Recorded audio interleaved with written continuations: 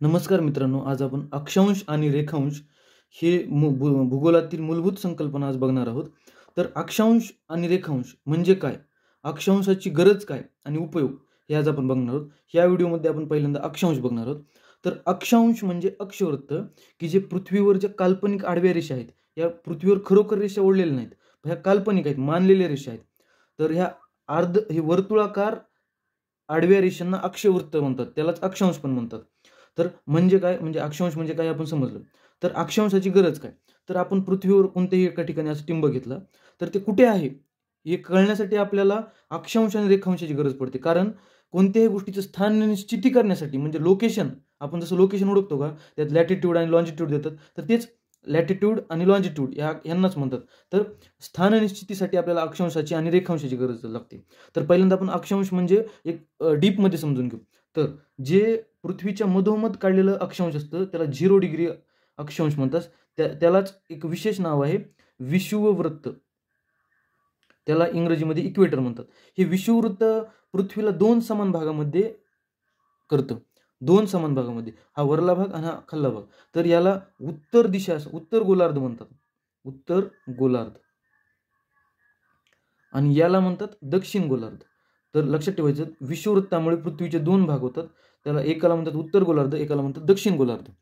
तर पुढे बघा, तर ह्या उत्तर गोलार्धात हे 0 नंतर पुढे 90 अक्षांश असतात. वरी 90 आणि खाली 90. म्हणजे किती झाले? हे 0 हे 90 अधिक हे 90 किती झाले? 181 अक्षवृत्त असतात. 181 अक्षवृत्त असतात. बरोबर? तर मित्रांनो बघा, तर आता हे 181 अक्षवृत्त झाली. यानंतर आता जे आणखी विशेष अक्षवृत्त असतात ते 2 असतात आणखी. 23.5 आणि 23.5 उत्तर आणि 23.5 दक्षिण. या 2 याला विशेष नाव आहेत. 23.5 उत्तर याला म्हणतात कर्कवृत्त आणि 23.5 दक्षिण याला म्हणतात मकरवृत्त. तर हे कर्कवृत्त जे आहे ते भारतातील 8 राज्यातून जाते. भारत साधारणतः या ठिकाणी आहे. तर भारतातील 8 राज्यातून जाते हे कर्कवृत्त. 23.5 उत्तर अक्षवृत्त हे कर्कवृत्त असतं आणि 23.5 दक्षिण म्हणजे हे मकरवृत्त असतं.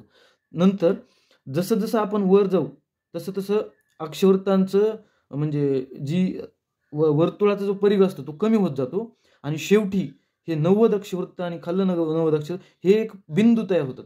तर 90 अक्षवृत्त याला उत्तर म्हणजे याला म्हणतात उत्तर ध्रुव आणि याला म्हणतात दक्षिण ध्रुव. म्हणजे आपण पोल म्हणतो ना, तर तसं. पुन्हा आता बघू आपण 2 अक्षवृत्तांमधील अंतर. हे जे 2 अक्षवृत्त आहेत, कोणत्याही 2 अक्षवृत्तांमधील अंतर असतं 111 किलोमीटर. 2 अक्षवृत्तांमधील अंतर असतं 111 किलोमीटर आणि प्रत्येक अक्षवृत्त हे एकमेकांना समांतर असतात. म्हणजे ते एकमेकांना कधीच छेदत नाहीत. म्हणजेच याला इंग्लिशमध्ये आपण म्हणतो पॅरलल.